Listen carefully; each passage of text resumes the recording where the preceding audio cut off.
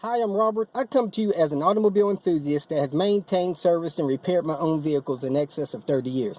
I currently drive a car with over 230,000 miles on it, and I once had a car that had over 400,000 miles on it and ran very well. While you're watching the video, please watch a step or two ahead. Sometimes the current step is better explained in the next step or two. Also, like, share, subscribe. Thanks for tuning in. I hope you benefit from the information. Whenever you're replacing that thermostat, you got those T40s on top of it. You can replace this coolant hose off if you want. If you're going to do the temperature sensor, it's good to do that. And but you do got to get those T40 screws out at the top of that thermostat house. So you're going to have to take this hose off or this small hose off the top. Take your pick. I normally take the big hose off. It's easier. These are the tools I use to get the thermostat out, and what I normally do is break it loose with that big speed handle, and then I got a good T40 Laos bit up there. If the T40s on top of the thermostat housing are not that tight, I'll put this screwdriver on there and break it loose, putting the crescent wrench on that. But a lot of times I'll have to use a speed handle. Then I use the 1/4 inch ratchet and screwdriver to get the hose loose off of the top of the thermostat housing if I take that off. And then I use a 13mm 1/4 inch driving extension to drain some of the coolant out of the system. I normally drain about a gallon or two out of the bottom of the radiator into a drain pan, and then I pour it back in.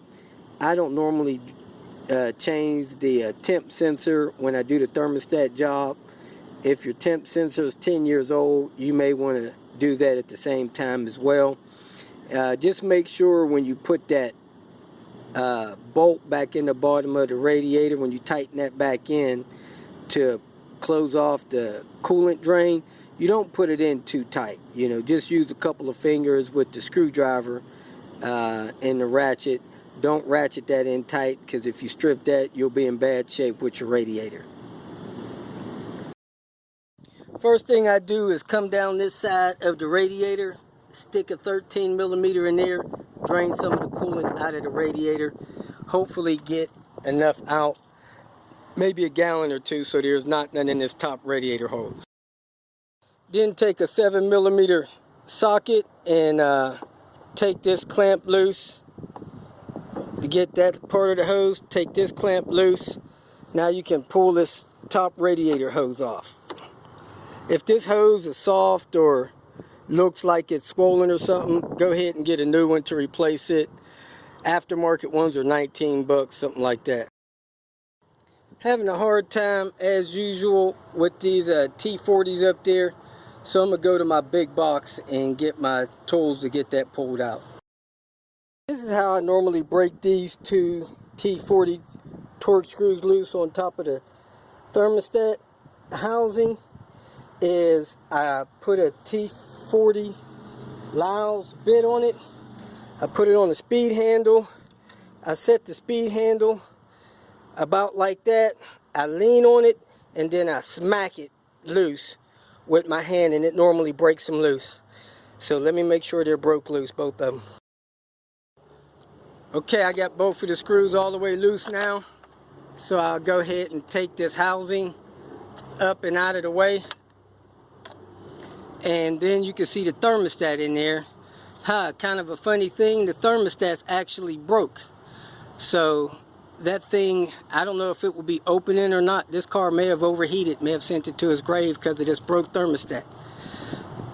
Anyway, the thermostat is put in with a little seal there, and the Volvo one has a little weep hole in it where you see this little metal thing. That little weep hole metal thing should go toward the front of the car when you install these, and you don't have to put any blue RTV or nothing like that to get those things sealed down in there. That thermostat is actually a Volvo thermostat, so they break too. Just have to watch your temp gauge, make sure you're okay. And then put your thermostat stuff back together and put your hose on. Just back out the way you went in and fill the coolant back up. If you feel that this information was beneficial, please like it and share it with your social media friends. You can also subscribe to my channel so that you can get notification of future videos that I post. Visit my channel. I have all types of do-it-yourself videos there. You can leave questions here and I'll try to respond to them as quick as possible. You can also visit my website at robertspinner.com. Thanks again for watching.